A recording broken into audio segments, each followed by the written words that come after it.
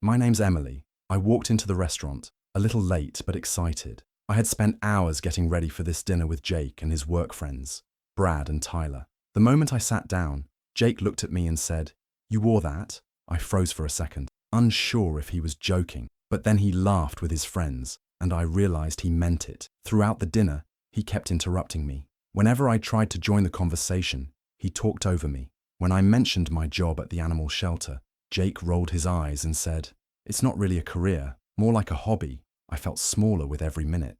Then Brad asked how we met. Jake chuckled and said, "Chloe felt bad for her and introduced us." Everyone laughed except me. My chest felt tight. I smiled weakly, pretending it didn't hurt, but inside I wanted to cry. As the dinner went on, Jake kept showing off, talking about his fake promotion, bragging about his job. I sat quietly, picking at my food, hoping it would all be over soon. But then Jake stood up, took a sip of wine, and looked straight at me. "You know what?" he said loud enough for the whole table to hear. "A girl like you should be grateful I even dated you." The room went silent. I stared at him in shock. Jake smirked, tossed his napkin on the table, and walked out, leaving me sitting there alone. Everyone at the table looked uncomfortable, but no one said anything. Then the waiter came with the bill. It was $347. I blinked at the number, my hands shaking. I had barely eaten, barely spoken, and now I was left to pay for everything. I pulled out my card with trembling fingers, holding back tears. My face burned with shame. I didn't know what hurt more, the way he treated me in front of his friends, or how easily he walked away. As I sat there, humiliated and alone, I realized this night wasn't just a bad date. It was the moment everything changed. After that horrible night at the restaurant, there was only one place to go, Chloe's apartment. She opened the door, saw my face, and didn't ask anything. She just handed me a spoon and a tub of ice cream. I sat on her couch, crying, eating, and trying to explain everything between sobs. The way Jake mocked me, the way he dumped me in front of his friends, the $347 bill he left behind. Chloe listened carefully. She stayed quiet until I was done. Then she leaned forward and said, "I've been holding this in for a while, but you need to know the truth about Jake." Her voice was calm but serious. I looked at her, confused. She continued, "He's not a manager. He's just an assistant. He's been lying to everyone about his job. Those business trips, all fake. He doesn't meet clients. He barely does real work. He takes credit for what other people do and pretends it's his." It felt like the floor dropped under me. Jake always acted like he was some important guy, constantly talking about meetings, deals, promotions. But Chloe wasn't just guessing. She had proof. She pulled out her phone and showed me texts from someone at Jake's office. In one, he complained about his title and said he was going to steal a co-worker's idea to impress the boss. Another message showed he faked a whole trip just to avoid coming to a family dinner. I scrolled through my own phone, looking at old messages he sent me. One stood out, a photo he claimed was taken during a business trip to New York. But there was a palm tree outside the hotel window. That wasn't New York. It didn't stop there. Chloe pointed out other lies, pictures he used that didn't match the stories he told. It all clicked. The arrogance, the stories that never added up, the fake charm. He had built an entire image to look powerful and successful, and I had believed all of it. I wasn't angry at myself for trusting him. I was angry at him for being a fraud. Sitting there with ice cream and screenshots, I knew one thing clearly. He didn't just break my heart. He lied to my face, over and over. And now, the truth was out. A few days after everything with Chloe, I got a message that made my heart skip. It was from Alex, one of Jake's co-workers.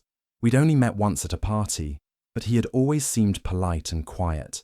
The message was simple but strange. "There's stuff you should know about Jake." At first, I wasn't sure if I should respond. I had already been through enough, and part of me just wanted to forget everything. But curiosity won. I asked him what he meant. He replied almost immediately, and what he told me made my stomach turn. Jake wasn't just lying to me, he was lying to everyone. Alex said Jake was actually on probation at work. He'd been warned multiple times about missing deadlines, blaming others, and showing off for things he didn't do. Most of his co-workers didn't trust him anymore. Some were even keeping distance because of his behavior. Then came something even worse. Alex told me Jake had talked badly about me to everyone at work. He called me clingy, needy, and said I didn't let him focus on his career. Jake made fun of the fact that I worked with animals, saying I was too emotional and not ambitious.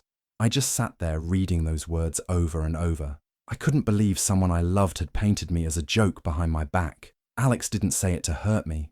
He said he was tired of watching Jake play the victim and twist the truth. He also wanted me to know I didn't deserve any of it. "You always seemed kind," he wrote. "I don't like seeing good people treated like trash." That simple message hit me hard. It wasn't just about Jake's lies anymore. It was about how far he was willing to go to protect his fake image. While I was crying over him, he was trashing my name to his co-workers just to make himself look better. Reading those messages, I felt something shift inside me. It hurt, yes, but it also gave me strength. I wasn't the problem. I wasn't the one pretending to be someone else. And slowly, I stopped feeling embarrassed and started feeling angry. A week later, something unexpected happened. Jake's mom, Linda, called and invited me to his birthday dinner. She had no idea we had broken up.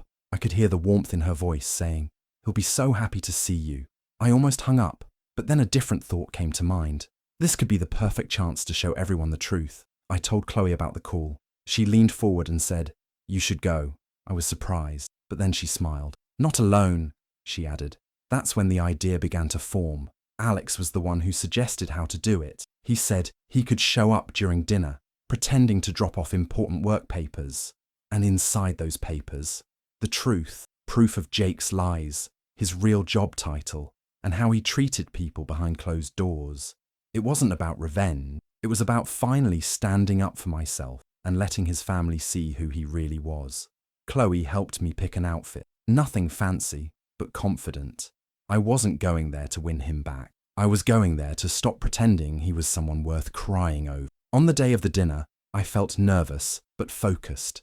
Chloe waited nearby, and Alex had everything ready. I walked into the house and was greeted with smiles from Linda, Robert, and Sarah. They were all kind, treating me like family. It hurt, knowing how badly Jake had fooled not just me, but them too.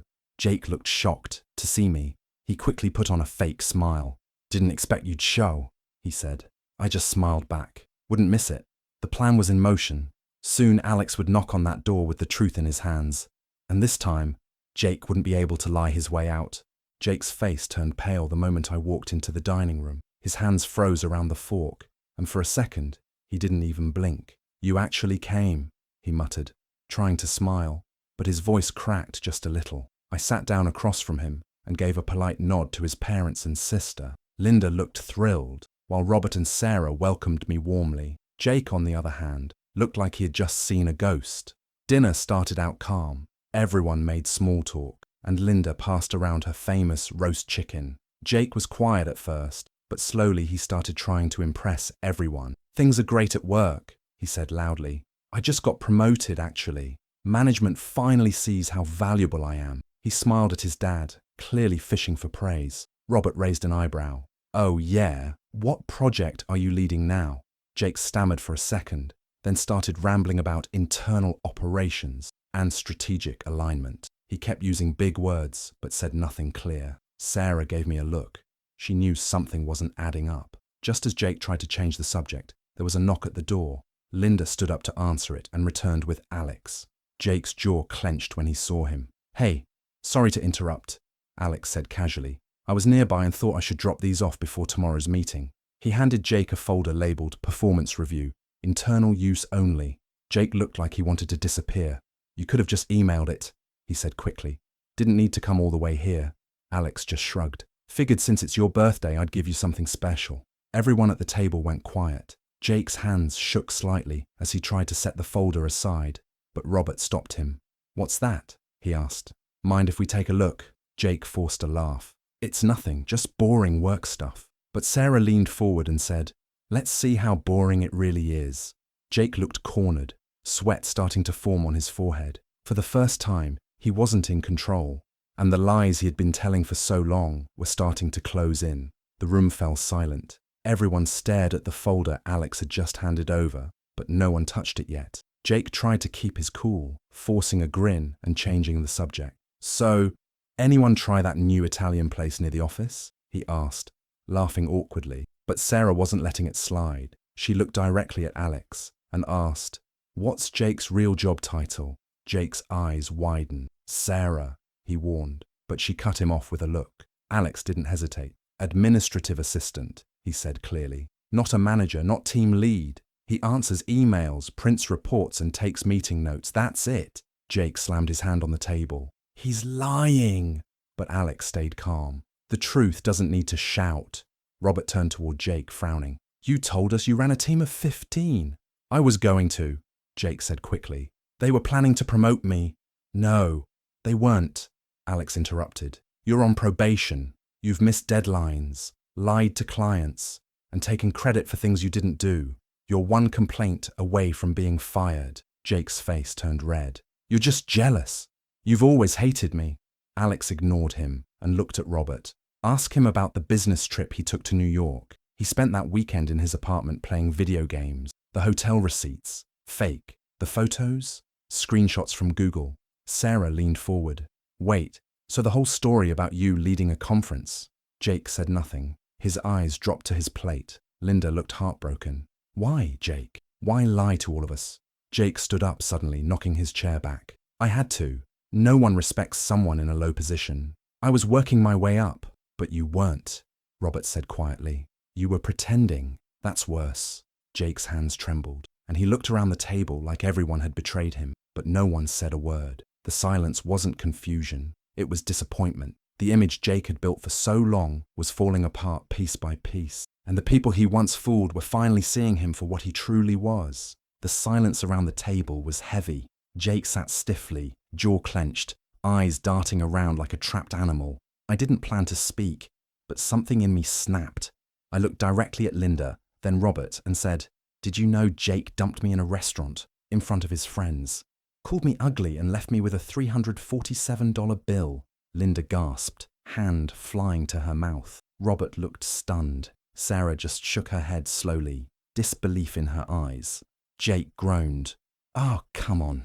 You're being dramatic. No, I said, louder this time. He said, and I quote, A girl like you should be grateful I dated you, and then walked out. Everyone turned to Jake, his face twisted. You don't need to air personal stuff in front of my family. But Alex wasn't done. He pulled out his phone and held it up. I have more. These are texts from Tyler. He read aloud. Bro, you really said she looked like a lost puppy at the shelter. And another. Can't believe you actually dumped her in public like that. Savage move. Jake jumped to his feet. You had no right to go through my messages. Alex stayed seated. I didn't. Tyler sent them to me. He felt guilty. Jake's eyes went wide.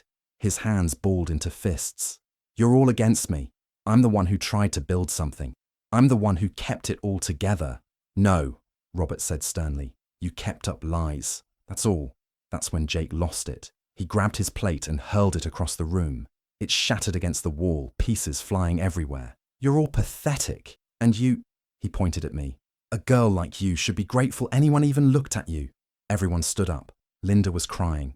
Sarah moved to hold her.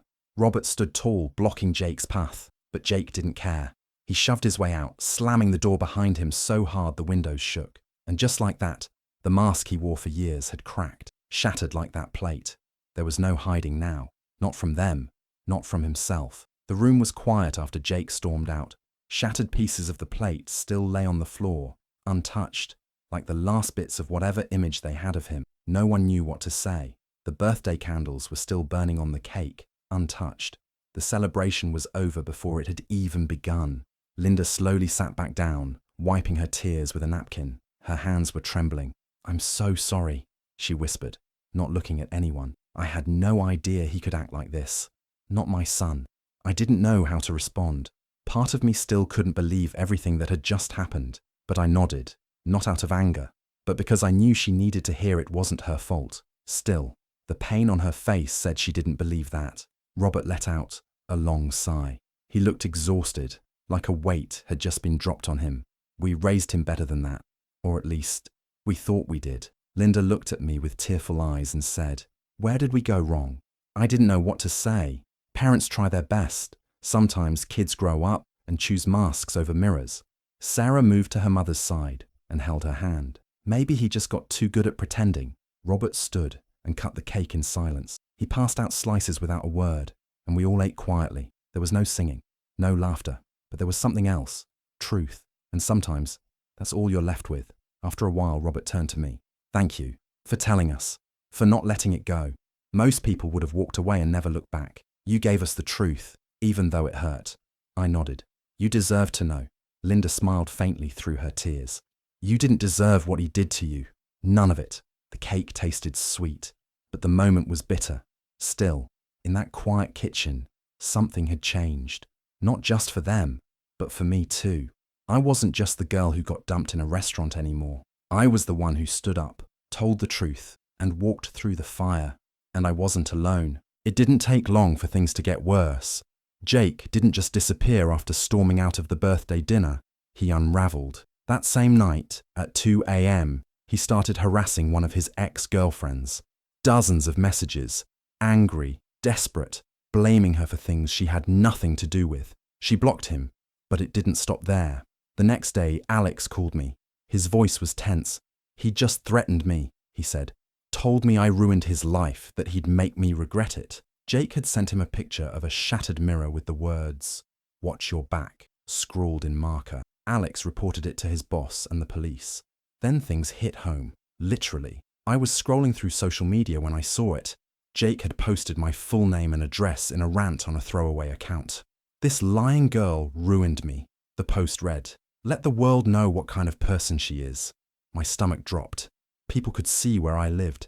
I locked every window, double-checked every door. Chloe stayed on the phone with me all night. And then, around 3:30 a.m., it happened. Bang, bang, bang. He was outside my apartment door, fists pounding so hard the walls shook. "Open the door!" he screamed. "You think this is over? I'm not done with you." I froze. My heart was racing, hands shaking. He kept shouting, calling me names, yelling that I ruined everything. He kicked the door once, twice. The noise was terrifying. I managed to call building security. They arrived within minutes, but it felt like forever. I heard the guards shouting at him to back away, more yelling, then silence. They dragged him out of the building. One of the guards later told me Jake had tried to fight them. He was banned from the property immediately. A police report was filed, and a restraining order was started. Even after all that, sleep didn't come easy. I didn't feel safe, but I felt stronger. Jake had finally revealed who he really was to the world, and now no one could pretend otherwise, not even him. It all faded slowly. Jake's rage, his threats, his voice. One day it just went quiet. He got fired after HR reviewed everything Alex submitted. Apparently, they had already been watching him for months. The final straw was enough to cut him loose. No more fake title, no more borrowed glory. Then came the news. He left the state, packed up and vanished like a ghost that had burned every bridge. His social media disappeared too. No photos, no rants, no updates, just gone, like he'd never existed. But I knew he had. I still felt the weight of the damage he tried to cause, but it wasn't as heavy anymore. What surprised me was how my life slowly started to rebuild, not in some dramatic way, but in little things. I started eating better, sleeping more, laughing again, not because I forced myself, but because I wasn't constantly afraid anymore. Sarah checked in often. Sometimes she'd drop by with snacks, or send a silly meme when I needed it most. She didn't blame me for what happened to her family. If anything, she was thankful someone finally held Jake accountable. And Alex, well, we stayed close, but it never turned romantic. It didn't have to. Sometimes it's enough to have someone who simply stands by you when things get dark. We'd meet for coffee and talk about life, work, healing. There was no drama, no pretending, just honesty and peace. Something Jake never brought into my life. One day, Chloe asked me if I would have done anything differently, if I'd go back and change how it all started. I thought about it for a while, then shook my head. No, I said, because now I know who he really was, and I got out. I didn't need revenge. I didn't need him to suffer. I just needed space to breathe again. And with him gone, I finally had that. He walked away from everything, thinking he was the victim, but I walked away stronger, surrounded by people who cared, not because I was perfect, but because I stood up when it mattered most. And honestly, I'm grateful I found out who he really was. What would you have done if you were in her place? Walked away or stayed silent? Do you think Jake got what he deserved in the end? I'd love to hear your thoughts in the comments. And if you want more stories that hit hard like this, don't forget to subscribe and tap the notification bell so you never miss a moment.